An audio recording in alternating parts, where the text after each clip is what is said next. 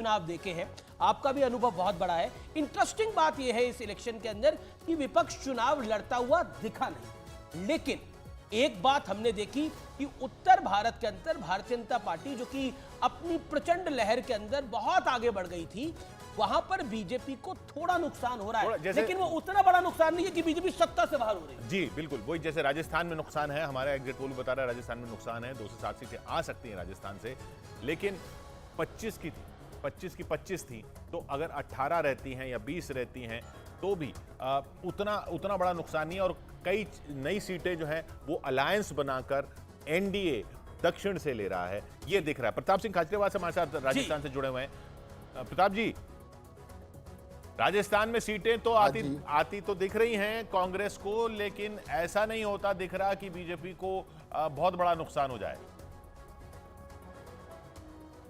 मैंने देखा एग्जैक्ट पोल, आपने ठीक कहा कि राजस्थान में लगभग 7 सीटें आप लोग एग्जैक्ट पोल में दे रहे हैं, लेकिन ये मानकर चलना, मेरा ये मानना है कि चौंकाने वाले परिणाम होंगे।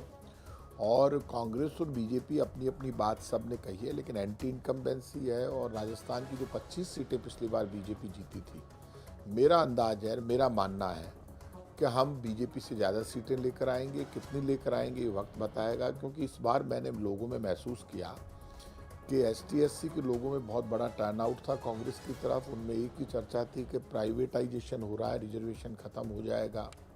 क्षत्रिय समाज के वोट जो हमेशा बीजेपी को मिलते थे वो इस बार मिल नहीं रहे हैं, जाट नहीं मिल रहा है, माली नहीं मिल रहा है। हालात जो क्रिएट हुए ST/SC और OBC में भी बीजेपी को बड़ा नुकसान हुआ है। और बीजेपी ने बहुत हाईटेक, आप अभी भी मान रहे हैं कि समाज के हिसाब से, समुदाय के हिसाब से, जाति के हिसाब से वोट हो रहा है लोकसभा में? कैसी बात करते हैं आप? मैं इसलिए आपको सवाल, एंटी इनकम्पेंसी पर वोट हो रहा है, लेकिन जब जाति की बात आती है वही मैं बता रहा हूँ। ST/SC तो रिजर्वेशन के लिए रिएक्शन में थी ना, वो बात मैं कह रहा हूँ। आप जाति पे, वो धर्म पे लेकर जा रहे थे चुनाव सवाल था, वो बेसिस था कि हमने 2014 में, हमने 2019 के जो चुनावों का विश्लेषण करा है, हमने जातियों के बंधन को टूटता हुआ देखा है। Point number 1। पॉइंट नंबर 2, आप कह रहे हैं कि सरकार के खिलाफ एक लहर है, लेकिन सरकार के खिलाफ अगर लहर है तो मध्य प्रदेश में वो लहर नहीं है।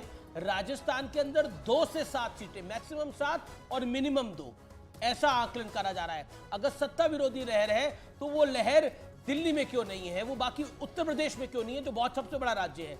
पॉइंट ये है, क्या आपको लगता नहीं है कि आप लोग, जब नरेंद्र मोदी ने 400 पार का नारा दिया, उसके बाद आप हाफ गए, मतलब विपक्ष हाफ गया कि अब क्या होगा? और राम मंदिर की प्राण प्रतिष्ठा के बाद तो ऐसा लगा कि उधर रामलला की प्राण प्रतिष्ठा हुई, उधर विपक्ष को लगा कि शायद 2024 के चुनाव में कोई प्राण नहीं है अब।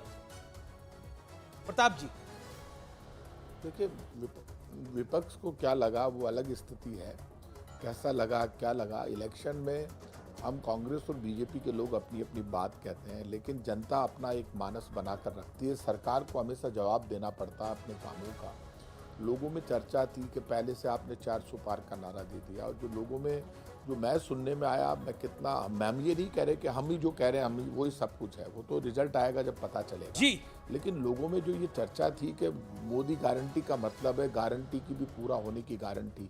आप देखिए, प्राइम मिनिस्टर की भाषा दिन पर दिन बदलने लगी, मोदी गारंटी बदलने लगी, जोश कम होने लगा, और क्या क्या नहीं बोले प्राइम मिनिस्टर। कहीं ना कहीं तो चुनाव में असर था ना जनता के प्रेशर का, जब वो कह रहे हैं आपका मंगलसूत्र ले जाएंगे, आपकी भैंस खोल के ले जाएंगे, आपके यहाँ पे ये कर दें। वो प्राइम मिनिस्टर की भाषा जो गड़बड़ाई, वो इसीलिए गड़बड़ाई क्योंकि आप तो हिंदू मुसलमान पे वर्टिकल डिवीजन करके पूरे देश में लड़ रहे थे, लेकिन हिंदू मुसलमान पे वर्टिकल डिवीजन नहीं हुआ जी। लोगों ने, यहाँ तक चर्चा होनी शुरू हो गई कि संविधान बदल जाएगा, रिजर्वेशन चला जाएगा, प्राइवेटाइजेशन हो जाएगा पूरा सब कुछ, तो हमारे को रिजर्वेशन कहाँ से मिलेगा? सब तो प्राइवेट हो रहा है। तो लोगों की अपनी सोच है। असम का आंकड़ा हम दे सकते हैं, असम का हम आंकड़ा दे सकते हैं। असम में क्या नंबर आ रहे हैं किशोर? असम के जो पिछली बार के मुकाबले क्या रिजल्ट्स आ रहा है वो अभी हम आपको ग्राफिक्स में दिखाएंगे, लेकिन तब तक ये 322 के आंकड़े आप फिर से एक बार देख लीजिए। 196 से 205 एनडीए। जी प्रताप जी,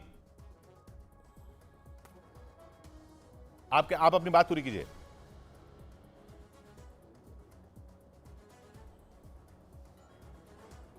खाचरियावास जी, आप अपनी बात पूरी कीजिए। हाँ जी,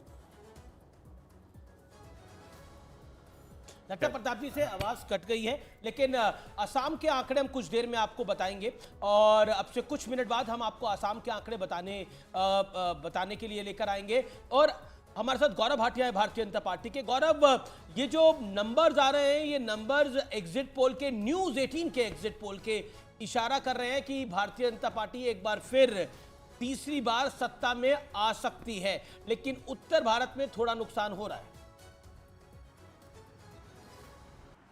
देखिए अमीश जी, सबसे पहले तो आप आ गए तो कार्यक्रम में जान आ गई ही है। और मैं ये कहूँगा कि आपके जो ये एग्जिट पोल हैं, इनके जो रुझान हैं उनसे हम सहमत हैं, लेकिन जो आंकड़े आ रहे हैं हम समझते हैं एनडीए और भारतीय जनता पार्टी इससे बेहतर करेगी। और अमीश जी, मैं एक बात और आपको बताऊं, और इसको अन्यथा मत लीजिएगा, चैनल का नाम नहीं लूंगा, लेकिन 4 ऐसी बड़ी एजेंसीज हैं जिनके एग्जिट पोल के नंबर अब सामने आ चुके हैं। पहले ने दिया है 371 एनडीए को, दूसरे ने दिया है 368, तीसरे ने दिया है 359 और चौथे ने भी 359। और घमंडिया तो पूरी तरह से सुपड़ा साफ है। ये क्या दर्शाता है? अगर हमने कहा है कि 370 प्लस भाजपा और 400 प्लस एनडीए, तो करीब करीब वही रुझान और वही आंकड़े 4 जून को आएंगे। दूसरी बड़ी बात अमीश जी, हमें ध्यान में रखना चाहिए 4 जून का जो परिणाम आएगा उसका राजनीतिक महत्व क्या है। आपको मालूम है कि 1962 के बाद, मतलब करीब करीब 62 साल बाद, कोई ऐसा व्यक्ति होगा जो तीसरी बार लगातार प्रधानमंत्री बनेगा। आजाद भारत के इतिहास में ऐसा कभी हुआ नहीं है और नरेंद्र मोदी जी वो करने जा रहे हैं। मैं समझता हूं ये जीत हमारे लोकतंत्र की है, जनता की है। इस ऐतिहासिक महत्व को भी समझिए। तीसरी बड़ी बात, आपके जो सारे अभी रुझान हमने देखे, एक इंटरेस्टिंग नंबर है छत्तीसगढ़ का किशोर। छत्तीसगढ़ के अंदर अगर हम देखें तो टोटल 11 सीटें हैं, बढ़ गया है, 9 से 11 सीटें ही भारतीय जनता पार्टी जीत सकती है और 0 to 2 यानी भूपेश बघेल की सीट भी टाइट है। इसका मतलब भूपेश बघेल की सीट भी टाइट है, फॉर्मर सीएम है भूपेश बघेल। जी, भूपेश बघेल मतलब यहाँ पे स्वीप हो सकती है तो भूपेश बघेल भी हारेंगे। जी जी जी, ये काफी इंपॉर्टेंट है कि बड़े दिग्गजों की लड़ाई के अंदर, यानी जो स्टार वॉर्स है, वहां पर क्या हो रहा है। क्या रायबरेली में क्या होगा वो भी हम आपको बताएंगे, अमेठी में क्या होगा वो भी हम आपको बताएंगे। हम आपको ये भी बताएंगे कि दिल्ली की 7 सीटों में कौन हारेगा और कौन जीतेगा। जी, हमारे साथ किशोर महाराष्ट्र बीजेपी के अध्यक्ष हैं। नागालैंड, माफ करिए नागालैंड बीजेपी के अध्यक्ष हैं। मैं उनका रुख कर सकता हूं। हमारे साथ नागालैंड बीजेपी के अध्यक्ष इस समय जुड़ रहे हैं। नमस्कार। नमस्कार। कैसे मैं हैं अभी आप? अध्यक्ष नहीं रहा, फिर भी बीजेपी का कार्यकर्ता हूं। जी, तो क्या आपको लगता है नॉर्थ ईस्ट के अंदर जो नंबर्स इस समय हम दिखा रहे हैं वो नंबर कितने महत्वपूर्ण हैं और आपका आंकड़ा क्या है? नोटिस में कम से कम 20 आ जाएंगे, कम से कम एनडीए का। और ज्यादा से ज्यादा? ज्यादा से ज्यादा 21 या 22। जी किशोर, तो नॉर्थ ईस्ट में भी मतलब एक तरह से स्वीप हो जाएगी 25 में से, अगर 20-22 सीटें आने की बात करें। आपको सबसे बड़ी वजह क्या लगती है इसकी, नॉर्थ ईस्ट में भी इस तरह से आंकड़े आना, जबकि इतनी सारी आलोचना हुई, इतना सारा ये जो माहौल बना कि बीजेपी वहां पर एक्सेप्ट नहीं की जा रही है, मणिपुर को लेकर खास तौर पे? बात ये होता है